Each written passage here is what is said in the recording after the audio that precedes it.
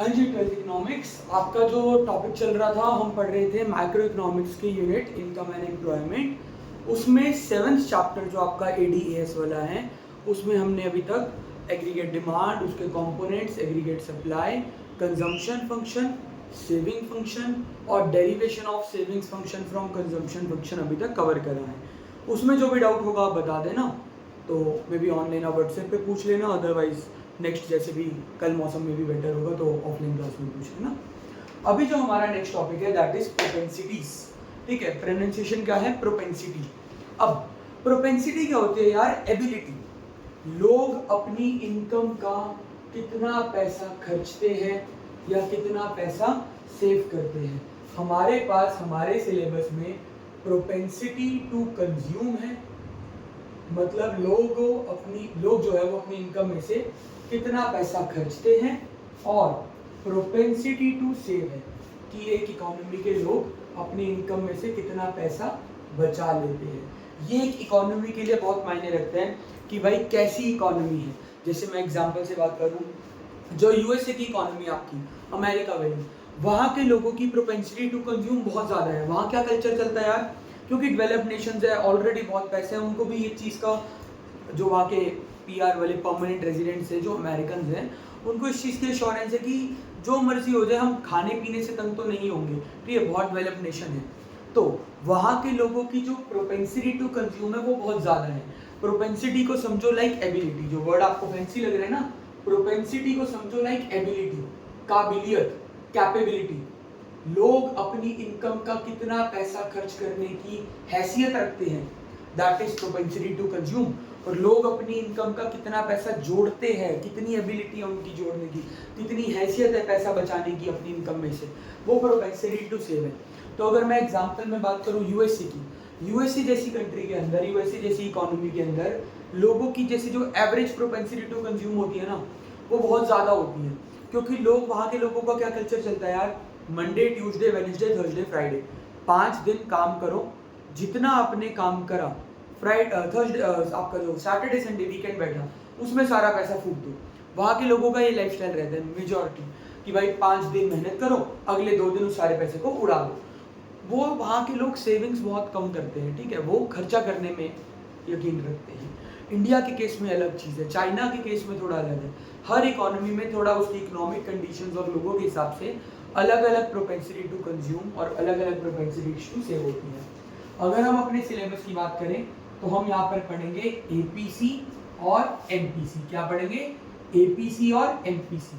APC stands for average propensity to consume, average propensity to consume, ये सब हमने अभी डिटेल में पढ़ लिया। MPC stands for marginal propensity to consume, marginal propensity to consume. आज हम पहले APC के बारे में पढ़ेंगे, और ऐसे ही अगर हम फ्लो चार्ट कंप्लीट करें तो प्रोपेंसिटी टू सेव के अंदर हम पढ़ेंगे APC की जगह APS और MPC की जगह MPS। APS stands for average propensity to save, average propensity to save, and MPS stands for marginal propensity to save, marginal propensity to save, marginal propensity to save। तो propensity का मतलब एक बार फटाफट पढ़े। Propensity मतलब होता है एबिलिटी, काबिलियत, औकात, हैसियत, ठीक है। प्रोपेंसिटी टू कंज्यूम दो प्रकार की होती है, APC और MPC। APC stands for average propensity to consume, MPC stands for marginal propensity to consume। क्या होता है भैया? पढ़ेंगे भाई, ठीक है। प्रोपेंसिटी टू सेव दो प्रकार की होती है, APS और MPS, average propensity to save and marginal propensity to save. अगर अभी सिर्फ और सिर्फ शॉर्ट में बात करें, अभी डिटेल में सारा पढ़ेंगे, ये चारों टॉपिक्स अलग से भी 2-2, 3-3 नंबर में आपके स्कूल एग्जाम्स में पूछ लेते हैं कुछ स्कूल्स में, कि एवरेज प्रोपेंसिटी के बारे में कुछ बातें बताइए, या तो 2 से 3 नंबर में अलग से पूछ लेंगे। इफ नॉट तो आप पे MCQ तो जरूर आएगा, ये बात ध्यान रखना, MPDC प्रॉपर्टी का, ठीक है। तो average propensity to consume short में क्या होता है? बिल्कुल शॉर्ट में, लोग अपनी इनकम का कितना पैसा खर्च करते हैं, that is average propensity to consume. ऐसे ही एवरेज प्रोपेंसिटी टू सेव क्या होगा? लोग अपनी इनकम का कितना पैसा सेव करते हैं। मार्जिनल वाला क्या होता है, 11th में भी हम पढ़ते थे, मार्जिनल मतलब एडिशनल। लोग अपनी एडिशनल कमाई का कितना पैसा खर्च करते हैं, वो मार्जिनल प्रोपेंसिटी टू कंज्यूम है। और लोग अपनी एडिशनल कमाई में से, नई कमाई में से, एक्स्ट्रा कमाई में से कितना पैसा सेव करते हैं, वो मार्जिनल प्रोपेंसिटी टू सेव है। ये फ्लो चार्ट्स हमने लास्ट क्लास में एक बार बनाए भी। इन सब के बारे में हमने एक एक करके पढ़ना है, ठीक है। अगर एक बस यहाँ पर फॉर्मूला मैं तुम्हें बता दूं तो वो क्या होता है, एपीसी का फॉर्मूला होता है C upon Y, consumption upon income. जिन बच्चों को नहीं पता वाई क्या होता है, वाई स्टैंड्स फॉर इनकम, ठीक है। और ऐसे ही एपीएस क्या होगा, S upon Y, savings upon income. ये तो सिंपल है। अगर एमपीसी की बात करें तो कुछ नहीं, मैंने तुम्हें क्या बोला, लोग अपनी नई इनकम का, एडिशनल इनकम का कितना पैसा कंज्यूम करते हैं वो एमपीसी है, और अपनी एडिशनल इनकम का कितना पैसा सेव करते हैं वो एमपीएस। तो एमपीसी क्या होता है, change in consumption upon change in income. Triangle का मतलब चेंज होता है, जब लोगों की इनकम चेंज होती है उससे वो अपनी कंजम्पशन में कितना चेंज कर लेते हैं, और जब लोगों की इनकम चेंज होती है उससे वो अपनी सेविंग्स में कितना चेंज करते हैं। ये इसके फॉर्मूले हैं। इसका स्क्रीनशॉट लेके इसको नोट करिए, ये सारे के सारे हमने एक एक करके इन डिटेल पढ़ने हैं। अभी सिर्फ ब्रीफ में बताया कि होता क्या है, ठीक है। अब अगर हम आगे बात करें तो एक एक करके हमें सारे के बारे में पढ़ेंगे जितनी भी है प्रोपेंसिटी। सबसे पहले भाई एपीसी के बारे में कुछ बातें जानो, पेपर में एमसीक्यू जरूर बनता है, ठीक है। एपीसी का क्वेश्चन कैसे आएगा, वैसे तो न्यूमेरिकल आने हैं, उसके अलावा आपके एमसीक्यूज बहुत सारे रहेंगे। एक आधा एमसीक्यू इनमें से किसी प्रोपेंसिटी से जरूर मिलेगा ही मिलेगा, दो तो मान के चलना। अब एपीसी के बारे में अगर हम डिटेल में पढ़ना चालू करें, APC stands for average propensity to consume, average propensity to consume.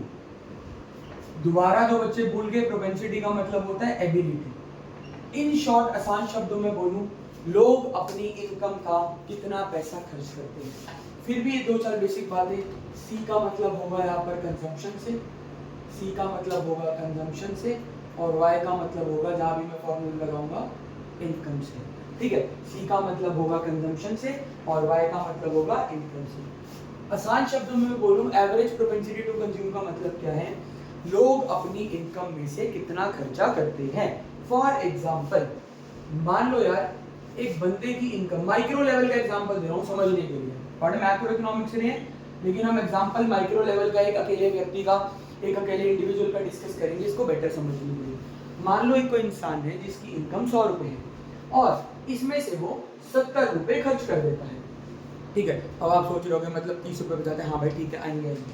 तो इस बंदे की एपीसी क्या होगी, बड़ा सिंपल है। एवरेज प्रोपेंसिटी टू कंज्यूम का फॉर्मूला क्या लिखा, C अपॉन वाई, मतलब लोग अपनी इनकम में से कितना पैसा खर्च कर देते हैं। तो भाई साहब अगर हम यहाँ पर देखें, ये अंकल ने 70 रुपए खर्च करे 100 रुपए में से, तो हम इसको ये भी बोल सकते हैं कि मोटा मोटी 70% की इसकी एपीसी है, कि भाई ये व्यक्ति 70% अपनी इनकम का पैसा खर्च कर देता है। अपनी इनकम जो भी कमाता है उसमें से 70% पैसे को ये व्यक्ति खर्च कर देता है। अगर माइक्रो लेवल के एग्जांपल में और समझना है इसका मतलब कि द पर्सन स्पेंड्स या कंज्यूम्स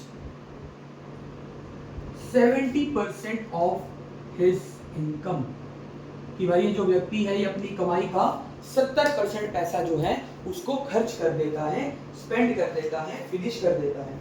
इस चीज को हम बोलते हैं एपीसी।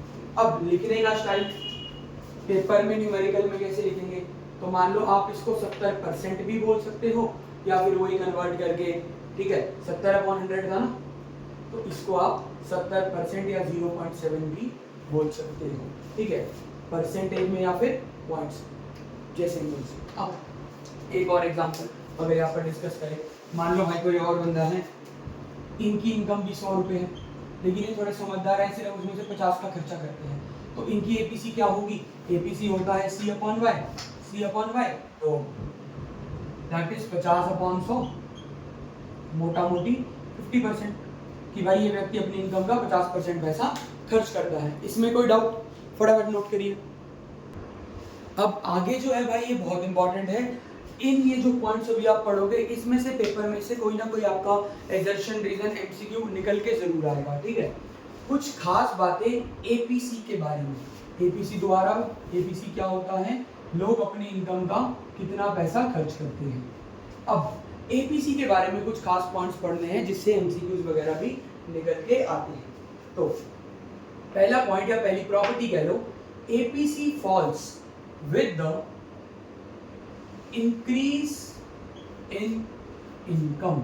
बहुत इंपॉर्टेंट बात है, APC falls with the increase in income. आप कहोगे भैया ऐसा कैसे हो गया, जब कमाई बढ़ती है तो खर्चे तो बढ़ते हैं, नो डाउट बढ़ते हैं, लेकिन जब कमाई आपकी ज़्यादा बढ़ जाती है ना, तो लोग फिर सिर्फ खर्चा नहीं बढ़ाते, वो कुछ और भी करने लग जाते हैं। क्या कहते हैं उसको, सेविंग्स।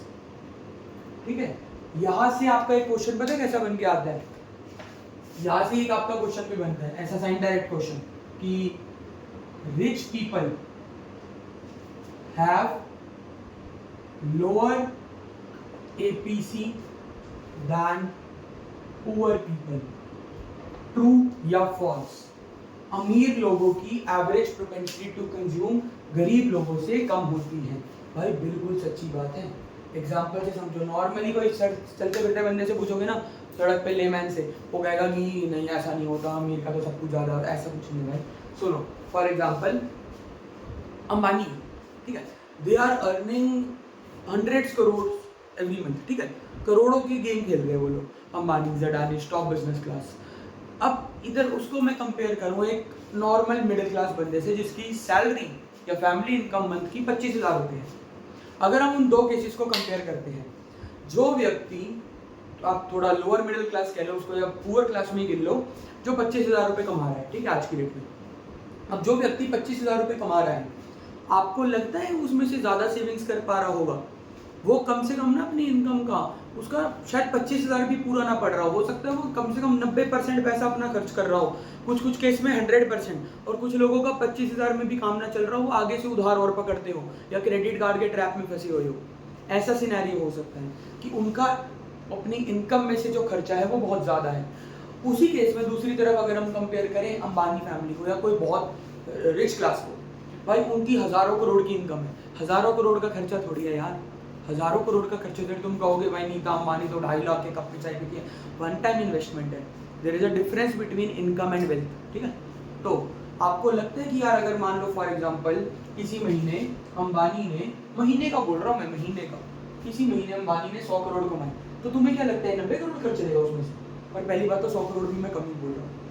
अमीर लोग अपनी इनकम का कम पैसा खर्चते हैं क्योंकि उनकी इनकम ही इतनी ज़्यादा होती है कि उसके कंपैरेटिवली खर्चा कम ही होता है। जैसे कि अभी कितना हल्ला हो गया था कि अंबानी ने अपने लड़के की शादी में इतने करोड़ लगा दी, उसमें तो ये हो जाता वो हो जाता। भाई एक बार ना थोड़ा सा रिसर्च करके देखना, जो उसने खर्चा करा है ना वो उसकी इनकम का 10% भी नहीं था। और हमारे यहाँ पर क्या होता है कि एक नॉर्मल लोअर या मिडिल क्लास फैमिलीज जो होती हैं, इनके केस में अगर लड़के की या लड़की की शादी ही करते हैं ना, तो ऑलमोस्ट उनकी सारी ज़िंदगी की सेविंग्स लग जाती है उस चीज़ में, सारी ज़िंदगी की कमाई ऑलमोस्ट होती है जिसमें वो अपना 20-25 लाख 50 लाख तक में शादी करते हैं। लेकिन अंबानी के केस में हल्ला बहुत ज़्यादा हुआ था, लेकिन उनकी इनकम के हिसाब से वो कुछ भी नहीं था, वो 10% पैसा भी नहीं था उनकी इनकम का जो उन्होंने अपने लड़के की शादी में लगाया, इतना सारा वो महीने 2 महीने का प्रोग्राम करके। तो ये वाली पहली प्रॉपर्टी क्या है, APC falls with the increase in income, ठीक है। इसका लॉजिक क्या है, बिकॉज जब इनकम बढ़ती है, व्हेन वाई इंक्रीजेस, कंजम्पशन बढ़ती है, बट हमने पढ़ा था ना पहले से, but at a lesser rate, क्योंकि जब कमाई बढ़ती है ना, इनकम बढ़ती है, कंजम्पशन भी बढ़ती है, लेकिन एक कम रेट से, लेसर रेट से। क्यों? बिकॉज पीपल स्टार्ट्स सेविंग, लोग क्या शुरू कर देते हैं, सेविंग्स करना चालू कर देते हैं। ये हमने अपनी लास्ट क्लास में पहले भी बहुत बार पढ़ा था कि जब लोगों की कमाई बढ़ती है तो लोग खर्चा भी बढ़ाते हैं, लेकिन खर्चा कैसे बढ़ाते हैं, एट लेस रेट। जो बच्चा ये भी भूल गया तो याद करो भाई, जब हमने वाला टेबल बनाया था अपना इनकम और कंजम्पशन वाला, तो इनकम क्या कर रहे थे, 0, 50, 100, 150, कितने से बढ़ा रहे थे, 50 से। तो कंजम्पशन कैसे बढ़ा रहे थे, 40 से, 20 + 40, 60 + 40, 100। यही टेबल बनाया था ना हमने प्रोपेंसिटीज में, आया याद? तो जब कमाई बढ़ती है कंजम्पशन भी बढ़ती है, लेकिन एट अ लेसर रेट। तो ये बहुत इंपॉर्टेंट प्रॉपर्टी है, और नॉर्मली बच्चा ना इसको गलत करके आता ही है एमसीक्यू के अंदर, क्योंकि जब ऐसा एक स्टेटमेंट आएगी एजर्शन रीजन में या स्टेटमेंट बेस्ड क्वेश्चन में कि APC falls with the increase in income, बच्चा कहेगा नहीं एपीसी में कंजम्पशन, उसको ज़्यादा कुछ नहीं पता, उसको बस ये पता कंजम्पशन है, कंजम्पशन तो बढ़ती है कमाई से, फॉल्स। भाई ट्रू है, जब जब इनकम बढ़ती है एवरेज प्रोपेंसिटी टू कंज्यूम जो है वो फॉल करती है, क्योंकि लोग सेविंग स्टार्ट कर देते हैं। नो डाउट मैं आपकी बात से एग्री करता हूँ, जब कमाई बढ़ती है तो खर्चे भी बढ़ते हैं, लेकिन कम रेट से बढ़ते हैं, समझदार व्यक्ति सेविंग स्टार्ट कर देता है। इसी से मिलता जुलता एक आपका एमसीक्यू भी ये बनता है कि अमीर लोगों के लोअर एपीसी होती है पुअर पीपल से। ये पिछले साल के बहुत सारे सैंपल पेपर्स में था भी, ठीक है, इसको नोट करो फटाफट। नेक्स्ट जो आपकी सेकंड प्रॉपर्टी है, ये तो बहुत ही ज्यादा इंपॉर्टेंट एमसीक्यू है भाई, बहुत इंपॉर्टेंट ट्रू फॉल्स है। APC can not be zero, भाई बिल्कुल ट्रू। ऐसा क्यों? इतने टाइम से आप पढ़ रहे थे, एपीसी का फॉर्मूला क्या है? Consumption upon income. क्या कंजम्पशन कभी जीरो होती है? नहीं यार, इवन हमने तो ये तक पढ़ा है कि जीरो लेवल ऑफ इनकम पर भी बंदा अपनी कंजम्पशन को जीरो नहीं करता, वो एक कंजम्पशन करता है जिसको क्या बोलते हैं? Autonomous consumption. ये कहां से आ गया भाई? ऑटोनॉमस कंजम्पशन वो कंजम्पशन होती है जो बंदा जीरो लेवल ऑफ इनकम पर भी कर देता है। Even at zero level of income जो बंदा कंजम्पशन करता है ना, जब बंदे की इनकम जीरो होती है उस लेवल पर वो जो खर्चा करता है उसको ऑटोनॉमस कंजम्पशन कहा जाता है।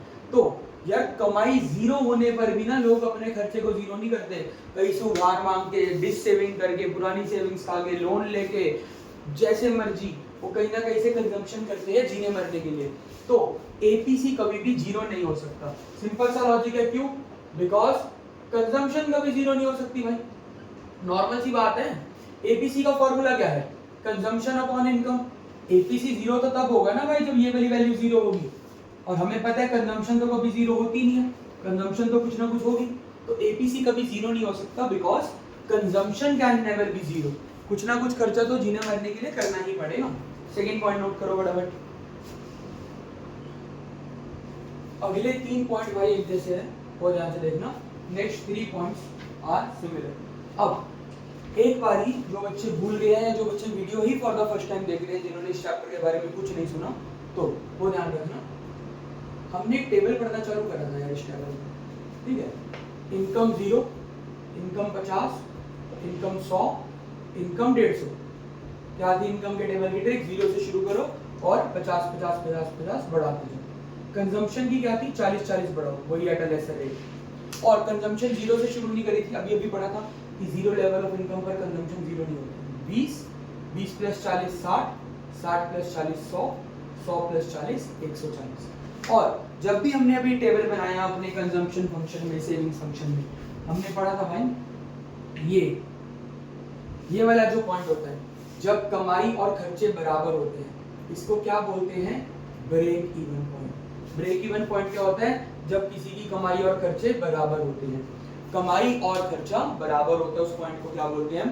Break even point. जब किसी की कमाई और उसका खर्चा बराबर हो। तो मैं पहले भी बताया था, ये वर्ड बिजनेस में बहुत यूजुअली यूज किया जाता है कि भाई अभी हम ब्रेक इवन पर चल रहे हैं। ब्रेक इवन का मतलब पल्ले से कुछ घाटा नहीं हो रहा, लेकिन जितनी कमाई है उससे बस खर्चे पूरे हो रहे हैं, कुछ बचत भी नहीं कर पा रहे। That is the mean.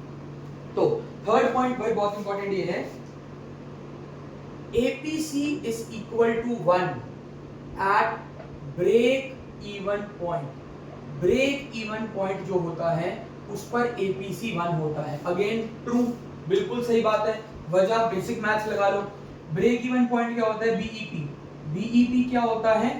जब बंदे की कमाई और खर्चे बराबर हो। तो आप ज्यादा कुछ नहीं भाई, बस इसी टेबल के हिसाब से चल लो। कमाई भी 100 है, खर्चे भी 100 है, एपीसी की वैल्यू निकाल लो। एपीसी क्या होता है? Consumption upon income. कंजम्पशन की जगह क्या लिखेंगे? 100, इनकम की जगह क्या लिखेंगे? 100। तो बेटा इतनी मैथ्स तो नॉन मैथ्स वाले बच्चों को भी आती है। एपीसी क्या आ जाएगा? 1। तो भाई ब्रेक इवन पॉइंट पर एपीसी की वैल्यू क्या होती है? बराबर 1 के होती है। ब्रेक इवन पॉइंट पर एपीसी की वैल्यू 1 के बराबर होती है। इसमें कोई दिक्कत? क्योंकि ब्रेक इवन पॉइंट पर कमाई और खर्चे बराबर होते हैं। अगर दो सेम चीजों को डिवाइड करोगे तो आंसर क्या आएगा? हमेशा 1 आएगा। इसको भी नोट करो, टेबल बना लेना रेफरेंस के लिए।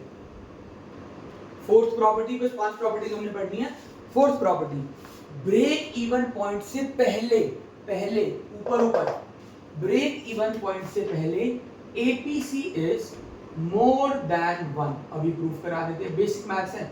कुछ बच्चे माइंड में सोच भी रहे होंगे हाँ समझ आ गई बात, ऐसा यार ये वाला पॉइंट है ब्रेक इवन पॉइंट, इससे ऊपर वाले जो दो पॉइंट है ये ब्रेक इवन पॉइंट से पहले के पॉइंट्स है, बिफोर ब्रेक इवन पॉइंट। ये दोनों के दोनों जो पॉइंट्स है बिफोर ब्रेक इवन पॉइंट है, और ये नीचे वाला आफ्टर ब्रेक इवन पॉइंट है। यार ये पॉइंट जब ब्रेक इवन पॉइंट है भैया, तो इससे ऊपर वाले दो उससे बिफोर होंगे और उससे नीचे वाला उसके बाद होगा। ठीक है, अब आप कोई भी एग्जांपल उठा लो, मान लो ये दूसरे वाले उठा लो एग्जांपल। सेकंड पॉइंट पर इनकम कितनी है 50, कंजम्पशन कितनी है 60। इनकम कितनी है 50, कंजम्पशन कितनी है 60। एपीसी की वैल्यू निकालो, प्रूफ करेंगे, रट्टे नहीं मारने। एपीसी क्या होती है C/Y, कंजम्पशन कितनी है 60, इनकम कितनी है 50। डिवाइड करोगे तो 1 से बड़ी वैल्यू आएगी, 1 से छोटी वैल्यू आएगी। बताओ, ये देखो 6 डिवाइडेड बाय 5, 5 1 जा 5, ठीक है, 0.52 जा 10। क्या ही वैल्यू 1.2, 1.2 1 से बड़ा होता है कम होता है ज्यादा ही होता है, तो वही तो बोला कि before break even point APC is more than 1। Break even point से पहले जो एवरेज प्रोपेंसिटी टू कंज्यूम होती है वो 1 से ज्यादा होती है। कोई दिक्कत इसमें? ठीक है, कोई डाउट? हाँ, इसमें थोड़ा बहुत बच्चे कंफ्यूज हो जाते हैं। मैं एक और एग्जांपल कराता हूँ, मान लो वैसे तो ये वाला हमने टेबल कराया था उससे आपसे ये, ठीक है। ठीक है, अगला सुन लो भाई फटाफट, साथ ही सुन लो। अगला बन जाएगा after break even point. After break even point, fifth last property, after break even point, after BEP. Break even point वो वाला पॉइंट होता है जब बंदे की कमाई और खर्चे बराबर हो जाए। उसके बाद क्या गेन बनेगी भाई? एक बार ब्रेक इवन पॉइंट रीच हो जाता है, कमाई और खर्चे बराबर हो जाते हैं, उसके बाद बंदे की लास्ट केस जरा ध्यान से देख लो, दिख नहीं रहा? ये देखो लास्ट वाला केस, 150 की कमाई है और खर्चा कितने का है 140 का। ब्रेक इवन पॉइंट के बाद बंदा फायदे में आने लग जाता है। इकोनॉमी की बात करें तो इकोनॉमी भी फायदे में आने लग जाती है, कमाई ज्यादा है खर्चा कम है। तो ब्रेक इवन पॉइंट के बाद APC is less than 1, APC 1 से कम हो जाता है, एपीसी जो है वो 1 से कम हो जाता है। तो अभी देखते हैं भाई, रिलेटेड भी एग्जांपल से डिस्कस करते हैं। इसी वाले टेबल में ब्रेक इवन पॉइंट था बेटा ये तीसरे वाला पॉइंट, इसके बाद वाली सिचुएशन ये वाली है जो नीचे बनाई। कमाई कितनी है 150, कंजम्पशन कितनी है 140। एपीसी की वैल्यू निकाल कर देखो, रट्टे ना मारो। सी बनेगा 140, वाई बनेगा 150 और 150, हाँ ये 140 और 150। 0 से 0 काटो बेटा, इसे डिवाइड करके देख लेना, 0 पॉइंट कुछ आएगा, 0 पॉइंट कुछ। रीजन भी क्योंकि साफ सीधी बात है यार, डिनोमिनेटर बड़ा है न्यूमरेटर छोटा है, 0 पॉइंट समथिंग आपका आएगा। आप डिवाइड करा के देख लो, आपको नहीं यकीन, 14/15 है ना। ये देखो जो ऊपर होता है वो इसमें यहाँ 15 के टेबल में 14 तो आएगा नहीं, तो यहाँ क्या लगेगा 0, यहाँ क्या लगेगा 0 पॉइंट। ठीक है, 15 9 जा 135, क्या आया 0.9। तो 0.9 1 से कम नहीं होता क्या? तो दैट्स द मीन। फटाफट इसको पढ़ो, स्क्रीनशॉट लो। तो अगर हम लास्ट में इसको थोड़ा ब्रीफ करें, कुछ इंपॉर्टेंट फैक्ट्स वो क्या रहेंगे जो आपके एमसीक्यू में काम आएंगे। फैक्ट्स अबाउट एपीसी, बेटा इसको अच्छे से कर लेना, पेपर में एमसीक्यू आएंगे वो इसी में से बनेंगे। Facts about APC, APC can not be 0, APC कभी भी 0 नहीं हो सकता। एमसीक्यू में ध्यान रखना, पॉइंट नंबर 1, एपीसी कभी 0 नहीं होगा। वजह, क्योंकि एपीसी का फॉर्मूला है कंजम्पशन अपॉन इनकम। जब कंजम्पशन कभी 0 नहीं होती तो एपीसी कैसे 0 हो जाएगा? दूसरा, APC can not be negative, APC कभी नेगेटिव नहीं हो सकता भाई, खास बात मैं कह रहा 0 नहीं हो सकता, नेगेटिव तो और बड़ी बात होगी यार। बंदा कुछ ना कुछ, कंजम्पशन नेगेटिव थोड़ी, सेविंग्स नेगेटिव हो सकती है। कंजम्पशन नेगेटिव होती है कभी, सेविंग्स नेगेटिव हो सकती है, कंजम्पशन तो नहीं। तो एक और, एपीसी लाइज बिटवीन, या पहले ऐसे बोलो, APC can be less than 1, ये हो सकता है भी, अभी हमने पढ़ा। एपीसी 1 से कम हो सकता है, एपीसी 1 से ज्यादा भी हो सकता है, APC can be more than 1। अगर आपको इसके बारे में कुछ एग्जांपल चाहिए तो फटाफट से देखो। एपीसी 0 नहीं हो सकता, क्यों? क्योंकि कंजम्पशन 0 नहीं हो सकती, because consumption is never 0, because consumption is never 0। क्योंकि कभी कंजम्पशन जीरो नहीं होगी तो एपीसी भी कभी जीरो नहीं होगा। एपीसी कभी नेगेटिव नहीं हो सकता, क्यों? Because consumption is never negative, क्योंकि कंजम्पशन कभी नेगेटिव नहीं होगी, consumption is never negative. APC can be less than 1, कब होता है एपीसी लेस देन 1? अभी अभी हमने पढ़ा था, अभी जो आपने प्रॉपर्टीज पढ़ी है ब्रेक इवन पॉइंट वाली, कि ब्रेक इवन पॉइंट पर एपीसी 1 हो जाता है, ब्रेक इवन पॉइंट के बाद एपीसी व्हेन एट या after break even point, break even point के बाद एपीसी 1 से कम भी हो जाता है। कि मान लो बंदे की ब्रेक इवन पॉइंट के बाद मान लो बंदे की कमाई होगी 150 और कंजम्पशन है अभी भी 140, ठीक है, तो आप देख लो एपीसी क्या बनेगी, C अपॉन वाई 140 अपॉन 150 करोगे तो 0 पॉइंट समथिंग ही आएगा, लेस देन 1। और एपीसी 1 से ज्यादा भी हो सकता है, कब? बिफोर ब्रेक इवन पॉइंट, जब तक उसका ब्रेक इवन पॉइंट रीच नहीं करा, मतलब कि जब तक उसकी कमाई कम है उसके खर्चे ज्यादा है। इसको भी ऐसे लिख ले कि जब बंदे का क्या सिनेरियो चल रहा है, जिस टाइम पर बंदे की कमाई ज्यादा होगी खर्चे कम होंगे। और एक और अगर बोले तो एपीसी कैन बी 1, एपीसी 1 भी हो सकता है, कब? At break even point. बेटा यहाँ से ध्यान रखना, एमसीक्यूज निकलेंगे बहुत सारे, इसको अच्छे से 2-3 बार बैक बैक करके देख लेना। और ये जो 2x वाले है ना, इसको 1x पे देखो दोबारा, बहुत इंपॉर्टेंट है, ठीक है। That's all.